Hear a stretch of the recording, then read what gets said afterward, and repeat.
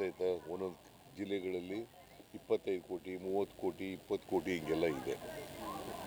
ಯಾವುದೇ ಕಾರಣಕ್ಕೆ ಕುಡಿಯೋ ನೀರಿಗೆ ತೊಂದರೆ ಆಗಬಾರ್ದು ಅಂತ ಹೇಳಿದ್ದೀನಿ, ಮೇವಿಗೆ ತೊಂದರೆ ಆಗಬಾರ್ದು ಅಂತ ಹೇಳಿದ್ದೀನಿ. ಜನಗಳು ಯಾರು ಗುಳೆ ಹೋಗ್ಬಾರ್ದಾಗ ನೋಡ್ಕೊಳ್ಳಿ ಅಂತ ಜಿಲ್ಲಾಧಿಕಾರಿಗಳಿಗೆ, ಸಂಬಂಧಪಟ್ಟಂಥ ಅಧಿಕಾರಿಗಳಿಗೆ ಎಲ್ಲರಿಗೂ ಕೂಡ ಹೇಳಿದ್ದೀನಿ. ನಂಬರ್ 1. ನಂಬರ್ 2, ತಾತ್ಕಾಲಿಕವಾಗಿ ಒಬ್ಬ ರೈತರಿಗೆ ಸುಮಾರು 34 ಲಕ್ಷ ರೈತರಿಗೆ 650 ಕೋಟಿ ರೂಪಾಯಿ, ಪ್ರತಿಯೊಬ್ಬರಿಗೆ 2,000 ರೂಪಾಯಿ, ಪ್ರತಿಯೊಬ್ಬರಿಗೆ 2,000 ರೂಪಾಯಿ ತಾತ್ಕಾಲಿಕ ಪರಿಹಾರವನ್ನು ಕೊಟ್ಟಿದ್ದೀವಿ.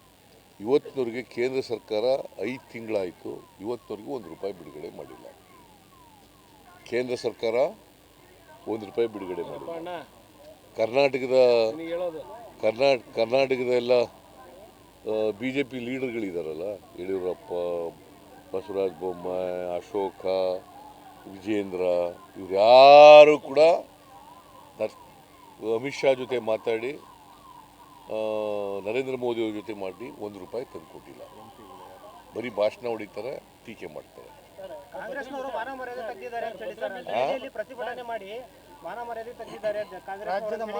ಯಡಿಯೂರಪ್ಪ ಹೇಳೋದ್ ನೀ ಹೇಳ್ತಾ ಇದೀಯ? ಆಯ್ತಪ್ಪ, ನೆನ್ನೆ ಯಡಿಯೂರಪ್ಪ ಹೇಳಿರೋದ್ ನೀ ಹೇಳ್ತಾ ಇರೋದು ಏನು? ಸತ್ಯ ನಮಗೆ ಅನ್ಯಾಯ ಆದರೆ ಪ್ರತಿಭಟಿಸಬಾರ್ದ? ಯಡಿಯೂರಪ್ಪ ಪ್ರತಿಭಟಿಸಲಿಲ್ಲ ಅಂತಂದ್ರೆ ಬಾಯಿ ಮುಚ್ಕೊಂಡಿದ್ರು ಅಂತೆ, ನಾವು ಬಾಯಿ ಮುಚ್ಕೊಂಡಿರ್ಬೇಕಾ? ಏನ್ರಿ ಅನ್ಯಾಯ ಆಗಿದೆ. ನಾವು 100 ರೂಪಾಯಿ ತೆರಿಗೆ ಕೊಟ್ಟರೆ ಏನು ಅವ್ರ ಜೇಬಿನಿಂದ ಕೊಟ್ಟಾರ?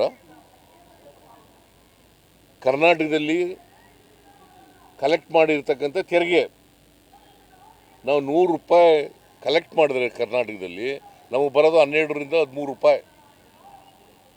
ಇದಕ್ಕೆ ಒಪ್ಪಿಗೆನಾ ನಿಮಗೆ? ನೀವೆಲ್ಲ ಕನ್ನಡಿಗರು. Are you agree with this? Then you protest. ನಾನು ಸುಳ್ಳು ಹೇಳ್ತೀನಿ ಅಂತ ಆದರೆ ರಾಜಕೀಯ ಬಿಟ್ಬಿಡ್ತೀನಿ. 4,30,000 ಕೋಟಿ ಈ ವರ್ಷ ಕಲೆಕ್ಟ್ ಆಗ್ತಾ ಇದೆ ಕರ್ನಾಟಕದಿಂದ. ನಮಗೆ ಬರೋದು 52,257 ಕೋಟಿ ರೂಪಾಯಿ. ಸಾರಿ, 50,257 ಕೋಟಿ ರೂಪಾಯಿ. 50,257 ಕೋಟಿ ರೂಪಾಯಿ ಮಾತ್ರ ವಾಪಸ್ ಬರ್ತದೆ ನಮಗೆ ನಮ್ಮ ಡೆವಲ್ಯೂಷನ್ನಲ್ಲಿ ಮತ್ತು ಗ್ರ್ಯಾಂಟ್ಸ್ನಲ್ಲಿ. ಇನ್ನು ಉಳಿದದೆಲ್ಲ ಅವರೇ ಇಟ್ಕೋತಾರೆ. 4,30,00,000ಕ್ಕಿಂತ ಹೆಚ್ಚು ಕಲೆಕ್ಟ್ ಆಗುತ್ತೆ ಕರ್ನಾಟಕದಿಂದ. Karnataka is numbers 2 in the country ತೆರಿಗೆ ಕೊಡೋದ್ರಲ್ಲಿ. ನಮಗೆ ಕೊಡಲಿಲ್ಲ ಅಂದ್ರೆ ಸುಮ್ಮನೆ ಇರಬೇಕಾ? ಯಡಿಯೂರಪ್ಪನವ್ರು ಬಾಯಿ ಮುಚ್ಕೊಂಡಿದ್ದಾರೆ ಅಂತಂದರೆ ನಾವು ಬಾಯಿ ಮುಚ್ಕೊಂಡಿರ್ಬೇಕಾ? ಯಡಿಯೂರಪ್ಪನವ್ರು ತಲೆ ಆಡಿಸ್ತಾರೆ ಹೀಗೆ ಅಂತಂದರೆ ನಾವು ಅಲ್ಲಾಡಿಸ್ಬೇಕಾ? You can't keep quite.